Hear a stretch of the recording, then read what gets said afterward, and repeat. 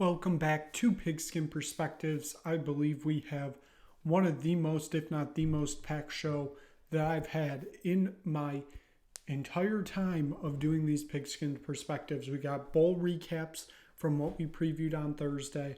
We have bowl previews for games from Wednesday and Thursday, which there's a ton of them. NFL recap. We got a lot going on. Lots and lots of football to get to. So let's get right into it. We're going to recap those bowl games we previewed on Thursday. Had a lot of interesting results in there. So let's get into it. We'll start off with the Friday game, which was Georgia Tech beating UCF 30-17. UCF had a healthy lead in this game, and Georgia Tech mounted a outstanding second half comeback. I believe, if I'm not mistaken, they shut out UCF in the second half. Really was a great second half from the whole Georgia Tech program, I'd say. Just the way that things progressed for the team, it's just like everything started falling their way. And they wind up with a bowl victory, their first since 2016, I believe. So a big stepping stone for Georgia Tech as they move on to the 2024 season. We'll move on to the Birmingham Bowl. It was Duke taking down Troy 17-10. A real defensive battle. Not the most entertaining game for the spectators. I thought Troy was going to come out looking like the better team in this game. They didn't. Kind of just went to show that Duke, even though the records were different and both teams had interim coaches, still it was going to be Duke's day all day, every day. Duke lands transfer quarterback Malik Murphy for the 2024 season, so that's something that new head coach Manny Diaz can build on as they move into this offseason. The Camellia Bowl, this was very interesting. It was NIU walking away with the 21-19 victory over Arkansas State. I almost said Arizona State there, and then it wasn't just coming to my mind. It just kept saying Arizona. Arkansas State, the Red Wolves, coached by Butch Jones. Very interesting game because I did think that the Red Wolves were the better team in this game most of the game, but NIU just kind of hung around. And that's what they did most of this game, and then they pounced on the opportunity. They took the game, and they ran away with the victory in this Camellia Bowl. So big win for the Huskies. Moving on to the Armed Forces Bowl, I saw this one coming from a mile away. I told it to you on Thursday. Air Force walks away with the 31-21 victory over James Madison. James Madison with a lot of players draft/portal, losing a head coach, Singetti, going to Indiana. Air Force was the less portal, obviously less draft. It's the Armed Forces Bowl. Air Force is obviously an armed forces school, so they were never losing this game. Air Force get the big victory in Fort Worth to win their 9th game on the season. Famous Idaho Potato Bowl. I couldn't have been more wrong about this. I doubted Sean Elliott's Georgia State Panthers, but they are the ones that walk away with a 45-22 victory of Utah State. They dominated this game start to finish. Utah State was never really in it. It kind of just looked like they didn't want to be there, to be honest, and kind of surprised by that. This bowl game was something. They were the biggest favorites that I've seen in a while, South Alabama. They were 17-point favorites. They win this game 59-10. A lot of people talking about the actions at the end of the game when a Eastern Michigan player sucker punched from behind the back a South Alabama player while they were playing their fight song or alma mater, one of the two. Just absolutely disgusting video. It was not a great watch. Poor sportsmanship, not great. But South Alabama, huge bowl win at home in Mobile at their home stadium, 59-10. One of the more dominating performances we've seen in the past few bowl years. This Las Vegas Bowl, this was something. Northwestern wins 14-7. Huge win for Northwestern. David Braun, great turnaround. Takes a 1-11 team. They finish 8-5. Absolutely massive turnaround. David Braun did what people thought Deion Sanders was going to do at Colorado. I'm just saying David Braun, he is Coach of the Year material, I think. I know those awards were already given out. He won Big Ten Coach of the Year, so this was just an outstanding coaching job, taking a 1-11 team to 8-5. That's huge. But this game was so ugly. It was like watching Iowa play Iowa for 60 minutes. Punt after punt after punt after punt after punt after punt after punt after punt after punt. You get it. Lots and lots and lots of punts. Very little scoring, obviously. But Northwestern, huge bowl win, huge for the program, going into what's going to be a very interesting time for the program with Ryan Field getting rebuilt. Is that going to lead to a revitalization of where this program was just a few years ago? We'll see. In the Hawaii Bowl, this game usually has a lot of points. This one was one of the lowest scoring ones. It had the lowest scoring first half in the history of the Hawaii Bowl. But it was Coastal Carolina walking away with a 24-14 victory.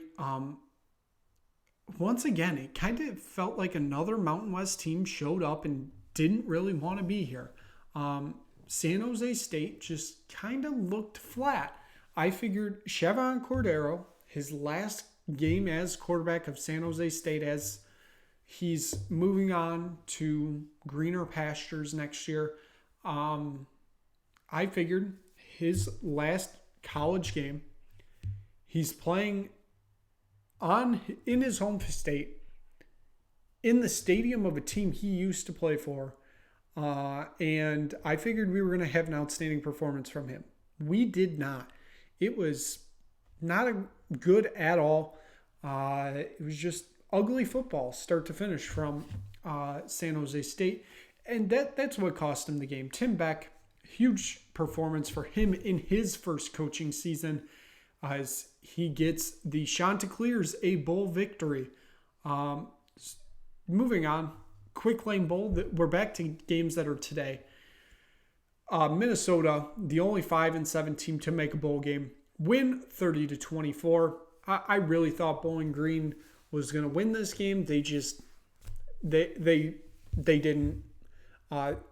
They fell behind early, and they never could get fully back in the hunt. They get close, and then Minnesota would go down and score again. They get close, Minnesota makes it a bigger lead again. So Minnesota, their 7th straight bowl victory. PJ Fleck knows how to win bowl games, apparently. So huge win for Minnesota as they go into a offseason where this team has to get better, because they only made a bowl game because of their academic record. So Minnesota replacing their defensive coordinator, Joe Rossi, who moves on to Michigan State for the same position.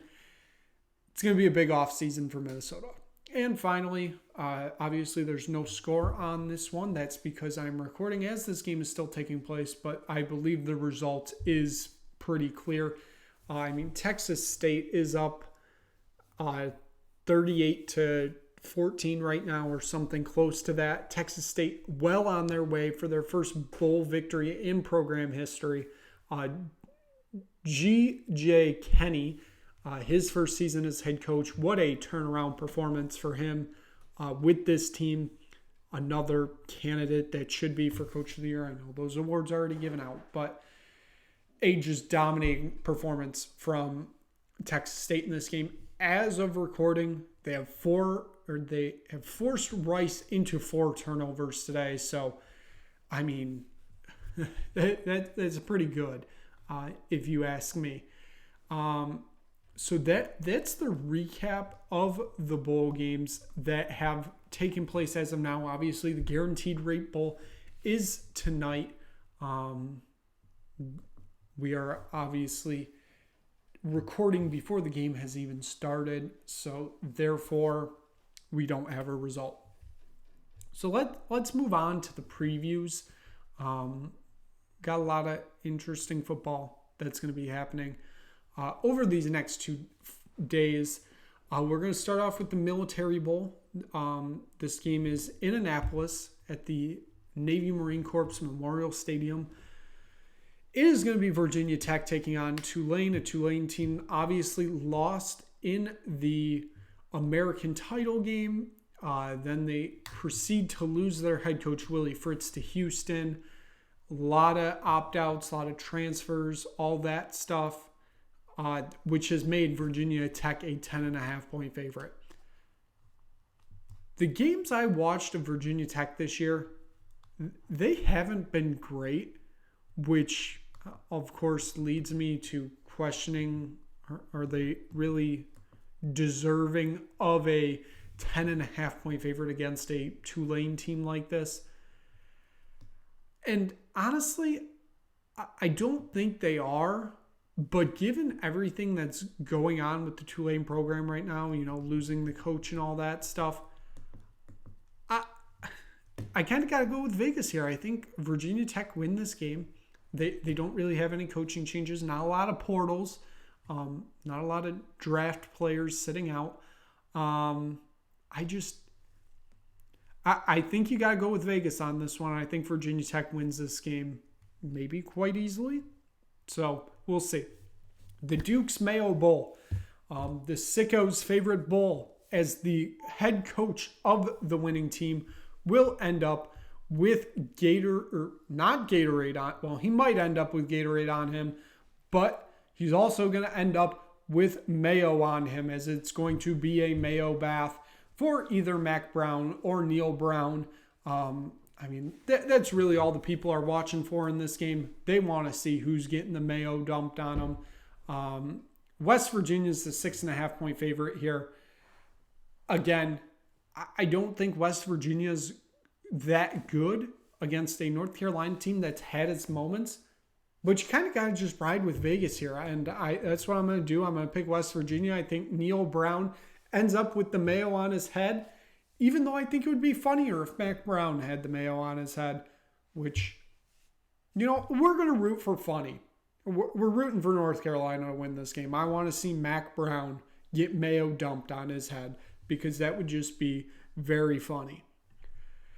The DirecTV Holiday Bowl. This bowl game also has something being dumped on the coach after a Twitter poll or X poll, whatever you want to do, from the DirecTV Holiday Bowl account. It has been decided the winning coach is getting eggnog dumped on them. So another great entertaining reason to watch this game. Louisville, obviously the belief was that they were going to end up in the Orange Bowl after losing in the ACC title game to Florida State. Florida State would have made the playoff. They would have been in the Orange Bowl, all settled. Florida State misses the playoff because that's what the committee decided, and then it sent everything into disarray. And now here Louisville sit in San Diego as they are getting ready to face off a USC team that has had a less than ideal year.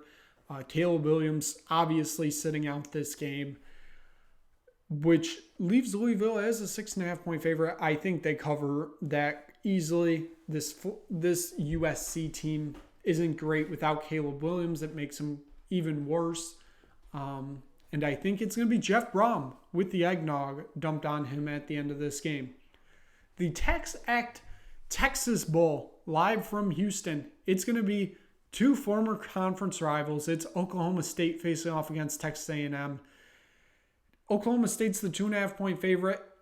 We saw Texas A&M battle at the end of the year after the Jimbo Fisher firing. Elijah Robinson, I believe, is still the interim coach, even though he is leaving for Syracuse after this game for the defensive coordinator position.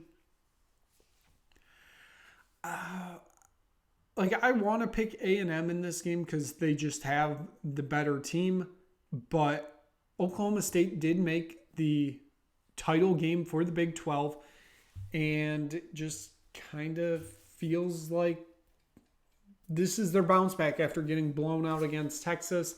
Mike Gundy always finds a way to get these guys up for these games. But I'm going to pick Texas A&M just because last game for Elijah Robinson as, interim coach. So I think Texas A&M pull this victory out in Houston. We're moving on to Thursday. It's the Wasabi Fenway Bowl. It is SMU going up against Boston College. SMU is a 10.5-point favorite. 11 a.m. kickoff from Boston. So early. Boston College basically playing a home game, even though I highly doubt many Boston College fans will show up. Because that's just how Boston College football has gone the past few years. SMU went from a sliver of a moment thinking that they got into the New Year's Six over Liberty for that, New Year's Six bid after winning the American title game over that Tulane team that we just talked about previously. And then obviously Liberty get in, and now here they are sitting in Boston. I don't think the weather's going to be great tomorrow. Long way from Dallas. Given that SMU's the better team. Hey, I just realized as I'm talking, this is a conference matchup next year as SMU move to the ACC. The ACC that might be on shaky legs. That's a different topic for a different day. I still like SMU in this game. They're the better team. I think it's justified their 10.5-point favoriteness. I know favoriteness, not really a word, but still, I like SMU in this game. The Bad Boy Mowers Pinstripe Bowl, live from Yankee Stadium. So we're going from one AL East stadium to another.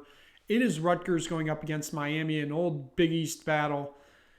Rutgers a 1.5-point favorite. I think Rutgers is just going to play better in this game because they actually will want to be there compared to Miami, who I am highly doubting want to be in New York on the 3 days after Christmas, something like that.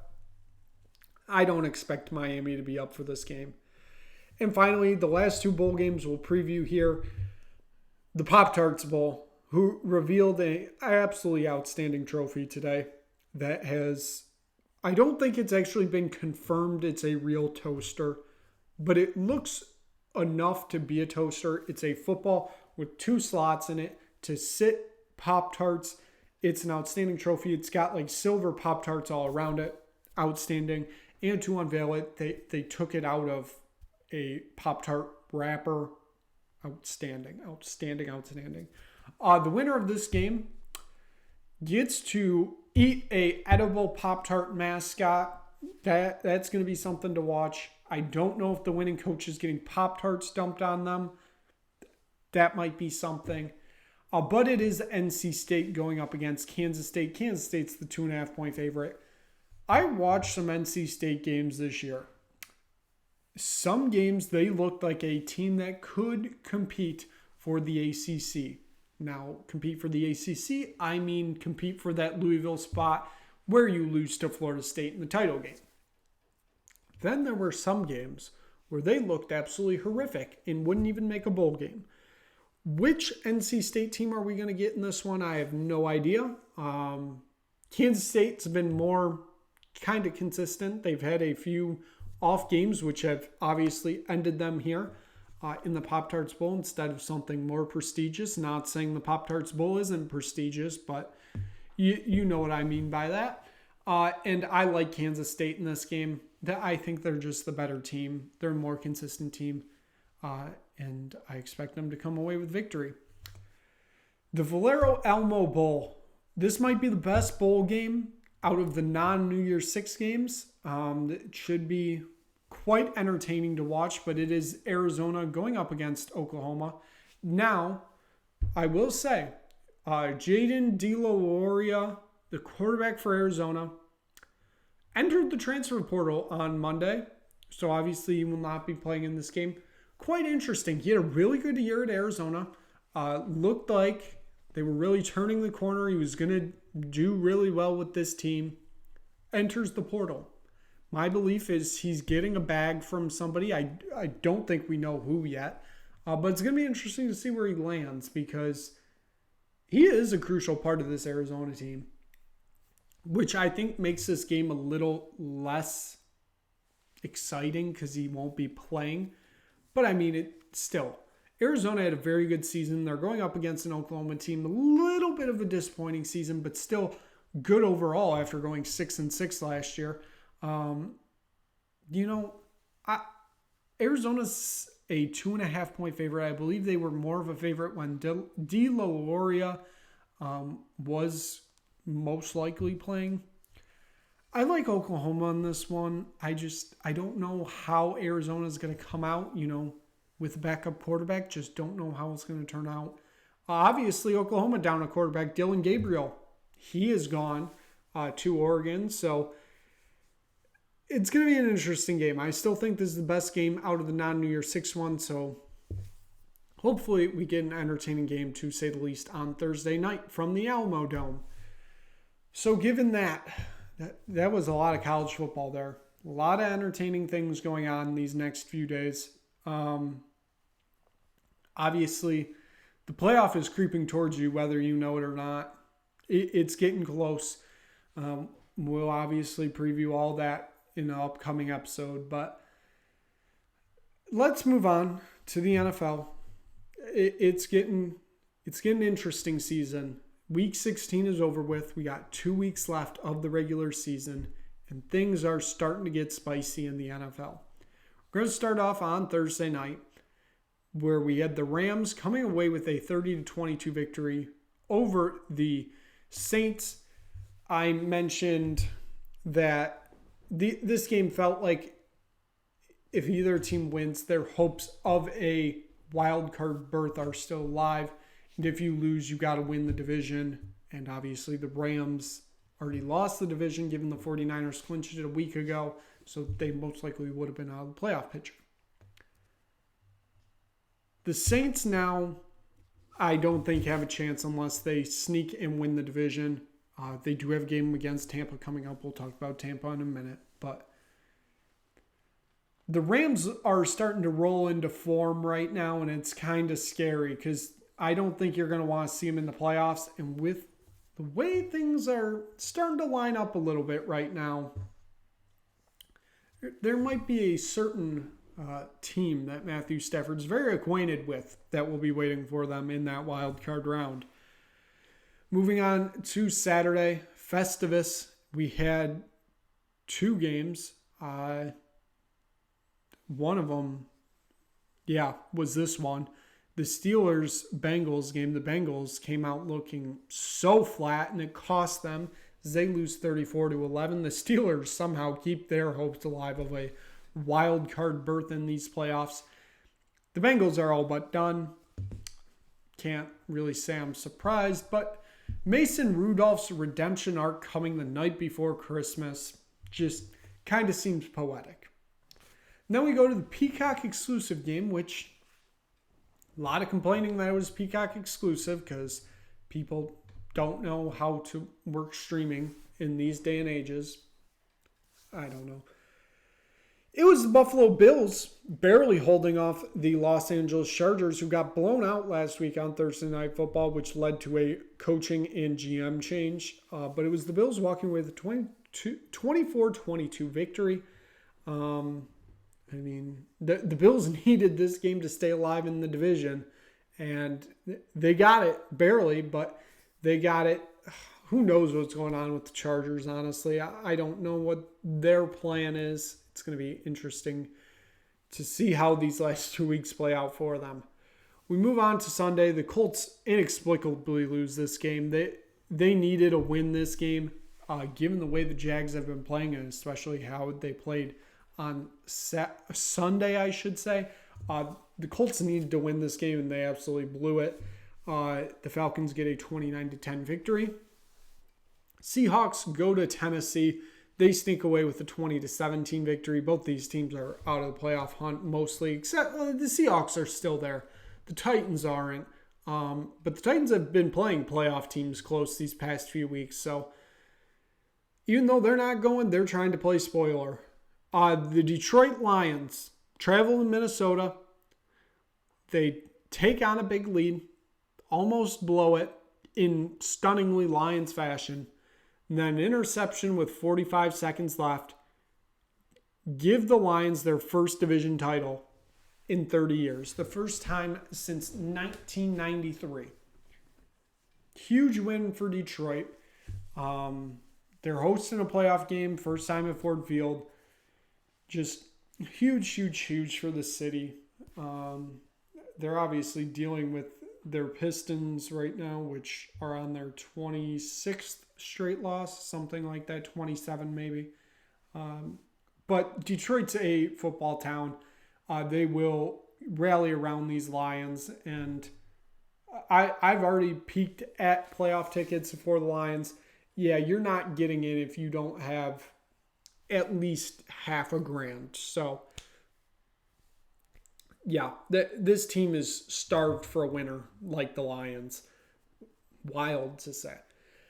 The Jets they did blow a huge lead.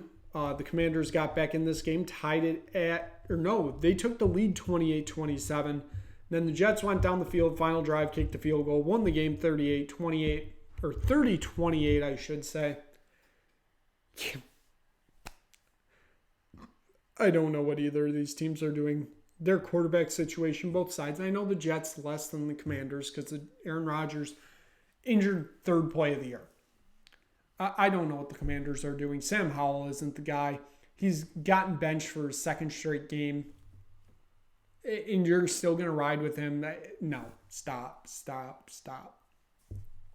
Joe Flacco, another redemption performance, leads the Browns to a 36-22 victory over the Texans. They are more than well on their way to a playoff spot. All they need to do is win on Thursday, I believe, and it's officially clinched. And then if they lose, other teams can lose and they can clinch their spot. But very interesting point. We'll get to it because there are the other teams here, especially one of the games that brought it down to here. There are 3 teams in the AFC that are still eligible to get that number 1 seed. It is the Miami Dolphins, it is the current holder of the Baltimore Ravens, and the Cleveland Browns. Saying that with 2 weeks ago, insane to say, honestly. I'm stunned to say the least. This team has dealt with so many injuries this year that it's going to come crashing down eventually. But if it doesn't, I am along for the ride. Wherever Joe Flacco goes, I will try to enjoy the ride because watching this redemption arc for Mr. Elite himself, it is just something to watch. Moving on, the Green Bay Packers, again, another team that blew a lead and then went down the field on their final drive, won the game. That's the Green Bay Packers. They win 33-30. The Packers have truly just fallen apart these past few weeks. They probably should have lost this game if we're honest. But they didn't. They walk away with a victory. The Panthers still don't look great, but that's expected. The Tampa Bay Buccaneers, once again, inch closer to winning the division, which, again, somewhat insane to say, as they win 30-12 over the Jaguars. I think there needs to start being a conversation about the Jaguars. The Colts missed out on a golden opportunity this weekend because they could have won, took the division lead. The Jaguars are not good at all right now. And it's starting to get worrying because Trevor Lawrence is not looking great. He's looking like he isn't healthy, which he honestly might not be, which may even be a bigger problem for the Jaguars as we head into playoff time. That's going to be something to watch because Trevor Lawrence I'll just say he's not healthy. I don't know what the injury is. He doesn't look good. I'm not going to say it's costing the team right now, but it sure isn't helping. Yeah, it's not great. The Chicago Bears defeated the Arizona Cardinals 27-16. Not much else to say about that. I mean, Justin Fields looks very good against not great opponents. So, yeah. I don't know what to think of this Bears team. I don't know what they should do with the number 1 pick because they are 100% getting it with the way the Panthers have been playing. I don't know what you do there. I don't know if you go out and draft a quarterback or you just stack up on wide receivers. I truly do not know.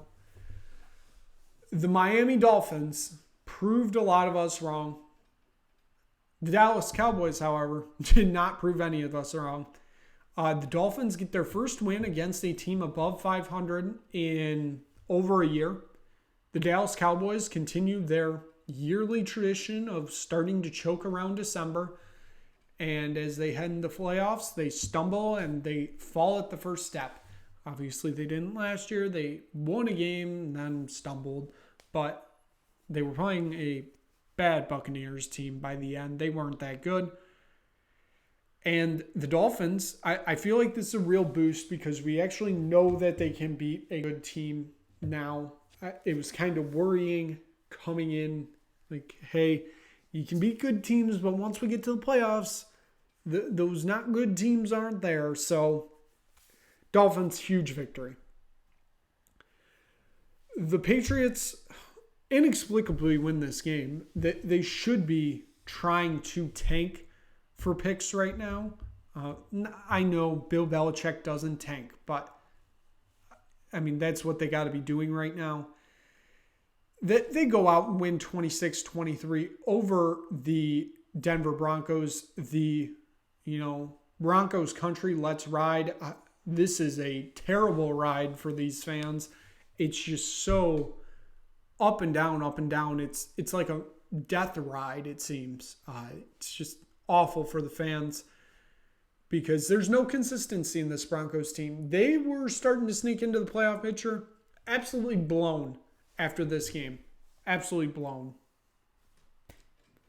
Patriots, like I said, inexplicably win this game. They shouldn't have. But it is saying something how this team is still rallying around Bill Belichick. I'm truly starting to wonder if moving on from him is truly the right thing to do here. I honestly don't know. I just don't think they had talent for this team to win, period. And you can't really expect Bill to do anything with that. I don't know. Well, that's a topic for another day because we are starting to go really long on this. And I want to keep these short for you so everything is quick and concise. Antonio Pierce, in his interim stint, may have clinched his permanent status as Raiders head coach with a 20-14 victory over the Chiefs at Arrowhead on Christmas Day. Huge, huge, huge victory for the Raiders. Obviously, it doesn't mean much. They're not in the playoff race. This game eliminated the Chiefs from getting that number 1 seed. Patrick Mahomes will have to go on the road at some point in this playoffs, unless they lose in the wild card round, of course. But the huge, huge win for the Raiders. This is what you need as a morale boost and kind of a game where you prove yourself as a interim coach. Hey, I'm taking this job. You're not interviewing anybody else. Now, given that, Mark Davis is probably going to go throw $20 million at Lincoln Riley, and Antonio Pierce is going to get caught out of the job because Mark Davis is on. The Philadelphia Eagles snapped their 3-game losing streak. They come away with a 33-25 victory over the Giants, even though the Giants were in this game until the end, especially that last drive. I felt like they kind of got screwed on a few refereeing calls that weren't called. So the Eagles, nevertheless, get the victory they desperately need in this one. And then the game that everybody was hyping up, including myself, kind of let down. The Ravens just ran away with this one.